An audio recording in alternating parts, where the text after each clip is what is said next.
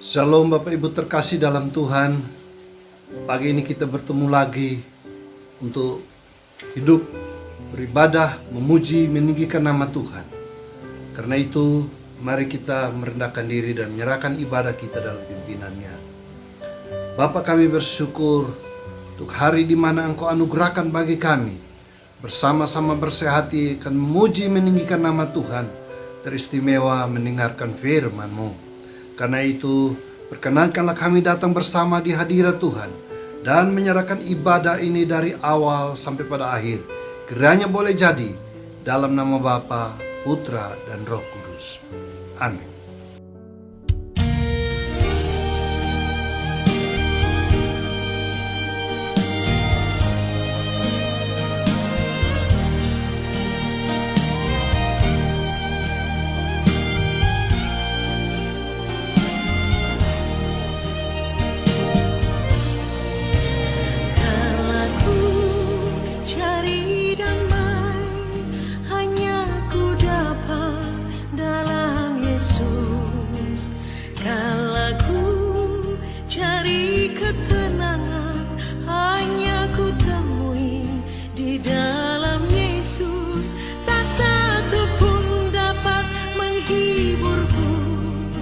Seorang pun dapat menolongku, hanya Yesus jawaban hidupku.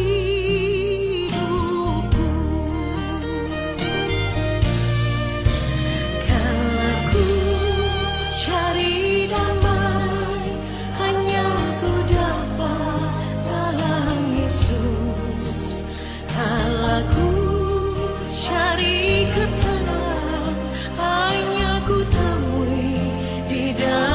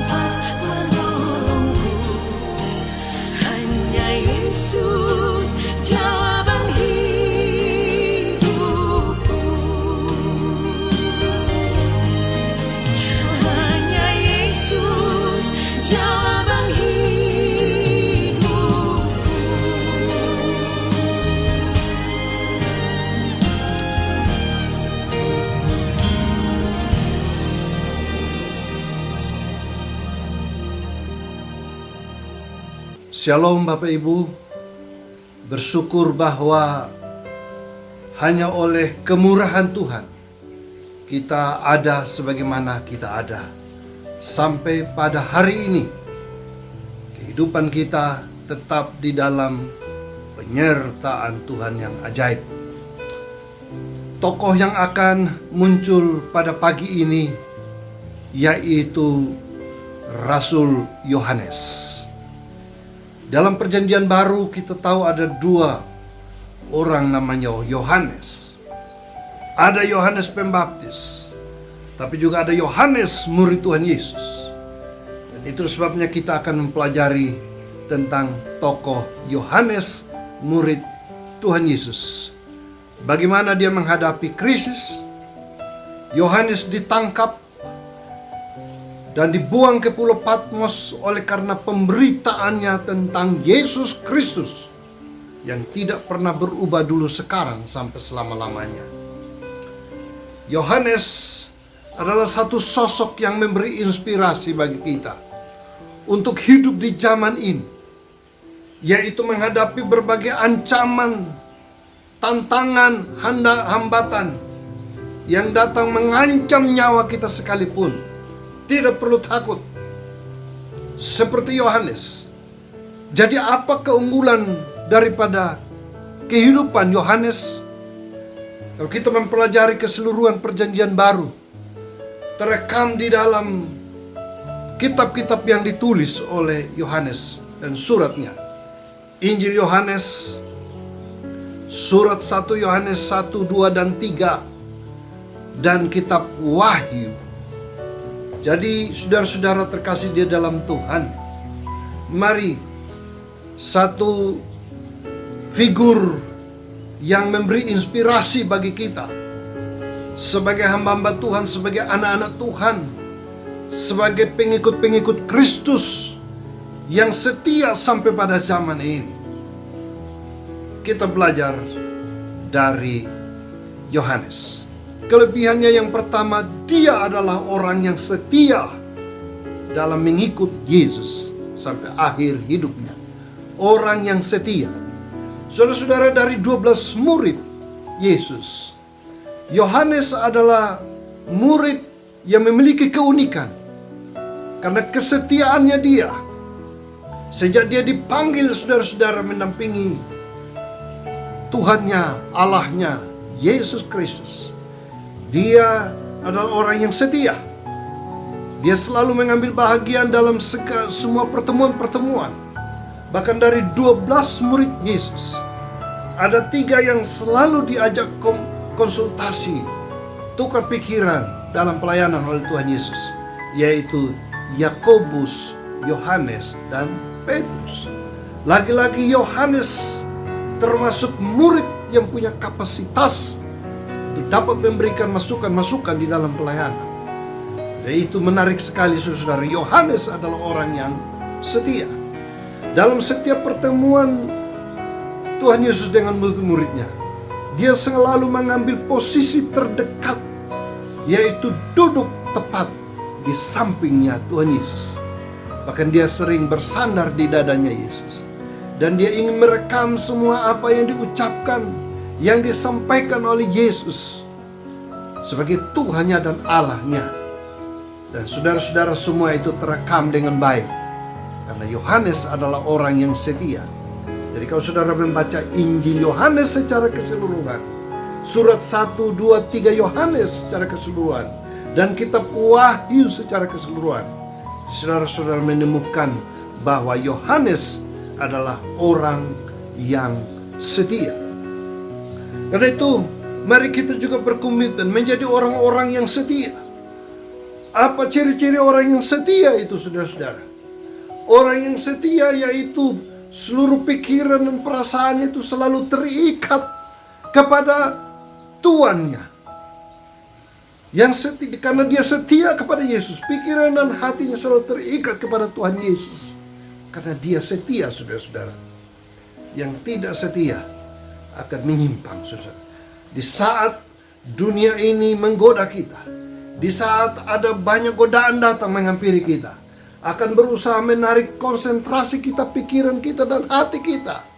Dan kita tidak menjadi setia lagi. Dalam keluarga, orang yang setia, suami, istri yang setia, maka pikiran dan hati dari suami atau istri setiap saat harus tertuju kepada suaminya atau istrinya. Dan dia menjadi orang yang setia di dalam keluarga, saudara-saudara. Kalau sudah kepada yang lain, maka tanda-tanda tidak menjadi setia lagi dan bisa saja percaya. Yohanes orang yang setia. Sejak dia dipanggil Yesus, dia tidak berubah setia sedetik pun. Dia mau mengiring Yesus sampai akhir hidupnya. Kesetiaan itulah yang membuat Yohanes berhasil menghadapi berbagai masalah di dalam kehidupannya. Yohanes ditangkap dan dibuang ke Pulau Patmos dalam usia tua, saudara-saudara. Dan sebenarnya dia mengharapkan kematian akan datang dan menjemput dia. Dan dia akan berjumpa dengan Yesus Tuhan yang tidak berubah itu. Saudara-saudara, ketika dia dibuang ke Pulau Patmos, justru di sanalah Tuhan datang dan menampakkan diri kepada Yohanes. Karena Yohanes ini orang yang setia.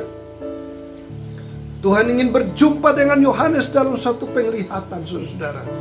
Dan di sanalah membesarkan dan iman Yohanes dibangkitkan untuk bertahan sampai akhir hidupnya. Jadi orang yang setia adalah orang yang akan berjumpa juga dengan Tuhan. Orang yang setia, dia tidak akan terpengaruh dengan berbagai rayuan, godaan apapun juga. Yohanes orang yang begitu loyal dan setia kepada Tuhannya Yesus Kristus. Sampai tua sekalipun Yohanes tetap setia. Mari kita mau setia. Setia kepada Tuhan. Kita katakan, ku mau setia. Setia sampai akhir hidupku. Karena itu kesetiaan yang Tuhan minta daripada kita. Mungkin ada banyak persoalan yang sedang menghantam kehidupan kita. Kita berubah setia. Kita tidak lagi setia melayani Tuhan. Kita tidak lagi setia membaca firman Tuhan. Kita tidak lagi setia berdoa. Kita tidak setia memberi buat Tuhan. Kita tidak setia dalam banyak hal. Tapi mari kita belajar dari Yohanes. Dia adalah orang yang setia. Dan orang yang setia adalah orang yang akan tampil sebagai pemenang. Kalau kita setia, maka Tuhan juga akan mempercayakan banyak hal dalam hidup kita. Karena Tuhan Yesus mengajarkan, kalau barang siapa mau setia saja, setia dalam perkara kecil, akan dipercayakan perkara besar juga. Jadi luar biasa, bukan? Konsep kesetiaan ini harus ada dalam kehidupan kita. Yang kedua, apa keunggulan dari Yohanes ini? Yohanes adalah orang yang percaya bahwa Yesus adalah Allah yang hidup, yang tidak pernah berubah. Saya ini membacakan teks di dalam Wahyu pasal 1 ayat 7 dan 8. Lihatlah, ia datang dalam awan, dan setiap mata akan melihat dia, juga mereka yang telah menikam dia, dan semua bangsa di bumi akan meratapi dia. Aku adalah Alfa dan Omega, firman Tuhan yang ada, yang sudah ada, dan yang akan datang, yang Maha Kuasa.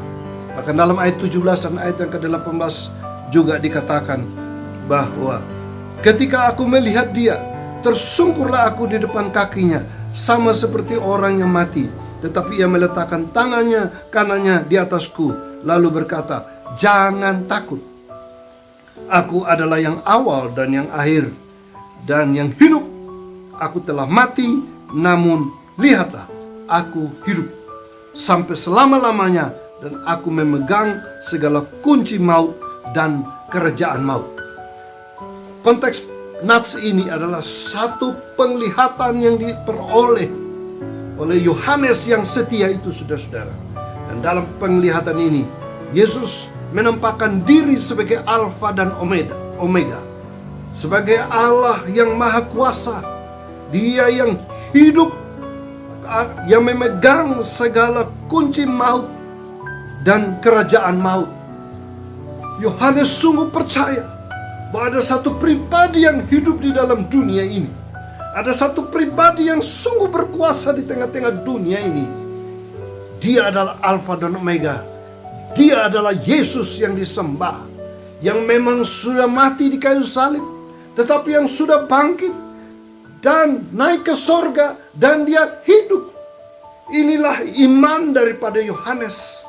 Jadi Yohanes adalah orang yang sungguh-sungguh percaya kepada Tuhan Yesus, percaya kepada Dia yang hidup sekarang. Itulah iman yang besar yang ada pada diri Yohanes. Karena itu ketika dia menghadapi krisis yang besar, yaitu dia bunuh saudara-saudara.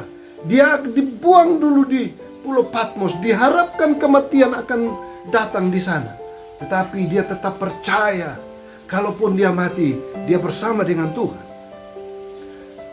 Keyakinan iman yang bernyala-nyala, keyakinan iman yang luar biasa dalam diri sang Yohanes inilah saudara-saudara, yang membuat dia tampil sebagai pemenangnya.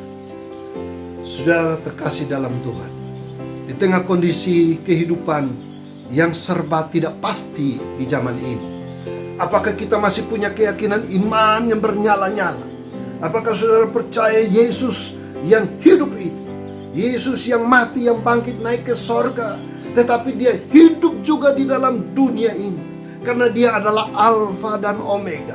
Dia berkuasa atas raja-raja bumi. Dia berkuasa atas kehidupan umat manusia di dunia ini. Dia berkuasa total dalam kehidupan kita. Maka percayalah, kalaupun kita sedang diperhadapkan dengan masalah-masalah kehidupan, masalah pekerjaan kita, masalah keluarga, masalah ekonomi, masalah di lingkungan masyarakat kita, ancaman sakit, penyakit, bahaya, apapun juga. Saat kita memiliki keyakinan iman yang bernyala-nyala seperti Yohanes ini, maka kita tidak usah takut. Itulah Yohanes. Tuhan rindu.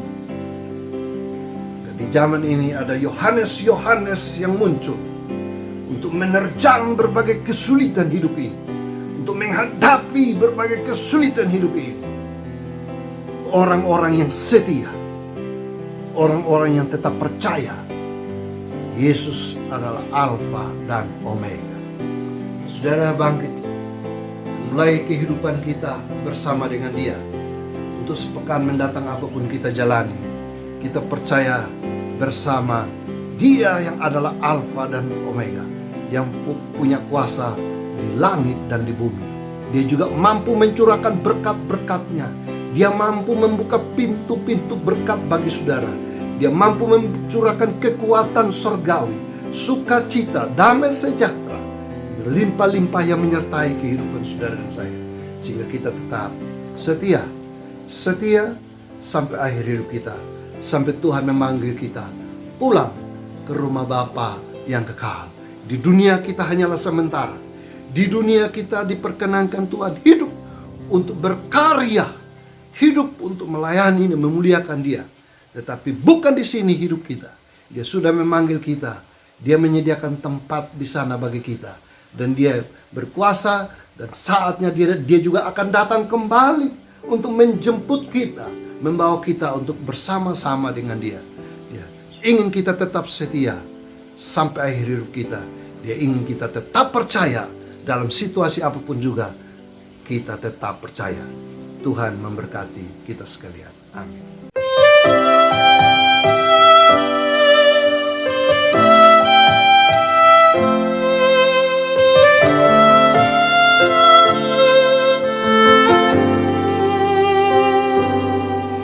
Ku mau cinta Yesus selamanya. Ku mau cinta Yesus selamanya. Meskipun badai silih berganti dalam hidupku, ku tetap cinta Yesus selamanya. Memasuki pergumulan hidup sepekan mendatang, kita tidak dapat melaluinya tanpa pertolongan dan berkat daripada Tuhan. Pulanglah, jalanilah kehidupan ini, lewatilah setiap aktivitas, baik di rumah, di luar rumah, di lingkungan di mana kita berada, dengan berkat yang asalnya daripada Tuhan. Kasih anugerah di dalam Tuhan Yesus Kristus, kasih setia Allah Bapa, penyertaan, pertolongan, pimpinan dalam Roh Allah yang kudus dapat menyertai kita sekalian dari sekarang sampai selama-lamanya. Meskipun badai silih berganti